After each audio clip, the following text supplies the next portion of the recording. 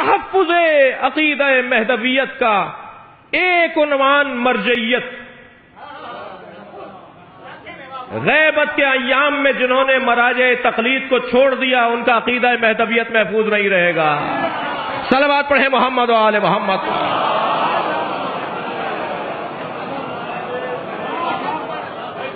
غور فرما رہے ہیں آپ؟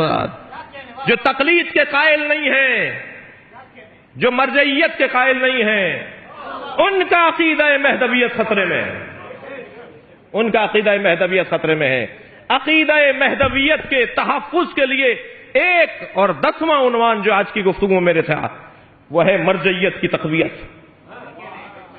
وہ ہے مجتہدین کی تقویت، وہ ہے ان کی اطاعت و فرمانبرداری. عزیزان گرامی غور فرمائیں گے، جس کے مزاج میں کسی کو بڑا ماننا نہ پایا جاتا ہو وہ کسی کو بڑا نہیں مانتا. مزاج بنایا جا رہا ہے. میں مرجعیت پر اور تقلید پر ایک جملہ کہہ کر، فکری ایک جملہ کہہ کر اپنے بیان کو ایک منزل دوں. ہم تو کچھ خاص عقیدے رکھنے والے لوگ ہیں نا. ان میں سے ایک خاص عقیدہ ہمارا یہ ہے کہ یہ کیسے ممکن ہے کہ پیغمبر اکرم بغیر اپنے جانشین کے اعلان کیے ہوئے دنیا سے چلے گئے ہوں.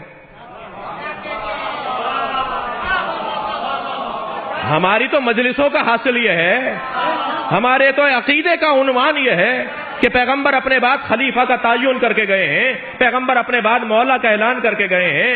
جب جانے والا جائے گا تو آنے والے کا پتہ بتا کے جائے گا. میں آپ سے سوال کرتا ہوں، جب امام غیبت میں جا رہے تھے کیا نظام دے کر گئے؟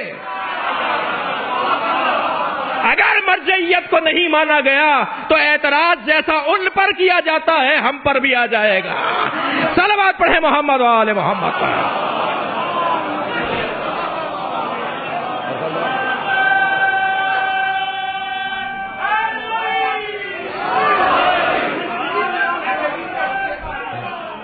اللہم صل علی محمد و آل محمد. جو اعتراض ثقیفہ پر ہے، جو اعتراض ثقیفہ پر ہے، وہ اعتراض تشیع پر نہ آ جائے کہ تم تو ایک جانب تو یہ کہتے ہو اور یہاں کچھ اور کرتے ہو. ماننا پڑے گا کہ 12واں جانے سے جاتے ہوئے 11ویں نے اور 12ویں نے زیادہ تر مجتہدین کے بارے میں جو احادیث ہیں وہ 11ویں امام سے ہیں اور 12ویں امام سے ہیں. اس لیے کہ جا رہے تھے نا، ماحول بن رہا تھا نا غیبت کا. فرمایا اما الحوادث الواقعہ فرجعوا الى رواة احادیثنا. جب تمہاری زندگی میں مسائل آنے لگے تو ہمارے راویوں کی طرف رجوع کرو. آج کے زمانے میں کون ہے ائمہ کا راوی؟ ابو بصیر راوی تھے، آج آیت اللہ سیستانی راوی ہیں، آج آیت اللہ خامنائی راوی ہیں. حدیث کے راویوں کو ہی مجتہد کہا جاتا ہے، رواة احادیث ہی مجتہد ہوتا ہے. فرما رہے ہیں اگر تمہارے زمانے میں حالات، تمہارے زمانے میں تمہارے واقعات اور تمہارے معاملات جب آگے بڑھیں اور کوئی معاملہ تمہارے سامنے آئے تو فوراً الجھنا نہیں، فرجعوا، رجوع کرو. مرجع ہے فرجعوا الی رواة احادیثنا انہم حجتی علیکم.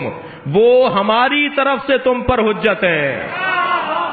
وَأَنَا حُجَّةُ اللَّهِ عَلَيْهِمْ، اور ہم ان پر اللہ کی حجت ہیں. عزیزان گرامی، عقیدہ مہدویت کا تصور، عقیدہ مہدویت کا تحفظ مرجعیت کے تحفظ کے ساتھ ہے. ہاتھ سے نکل جائے گا یہ عقیدہ، کوئی بھی آ کے اس پر لقب زنیاں کر دے گا. اس کو دے دو ان لوگوں کے تحفظ میں کہ جنہوں نے قسم اٹھا رکھی ہے کہ وہ تحفظ عقائد امامیہ کریں گے. بہت ساری باتیں کرنے کی اس باب میں، لیکن اتنا طے ہے کہ میں ان بچوں سے اور ان کم سن ساتھیوں سے یہی کہوں گا، بزرگ اس بات سے آگاہ اور آشنا ہیں، اور بہت سارے لوگوں کو کچھ الجھنے ہیں جو کسی اور موقع پہ دور کی جائیں. مگر تعجب ہوتا ہے پڑھے لکھے لوگوں پر کہ وہ جو الجھن کا اظہار کر رہے ہوتے ہیں تو وہ غیر پڑھی لکھی ہوتی ہے. ہم ایک جگہ بیٹھے ہوئے کچھ جوانوں سے تب گفتگو کر رہے تھے تقلید کے موضوع پر، تو وہاں ایک ڈاکٹر صاحب بیٹھے تھے.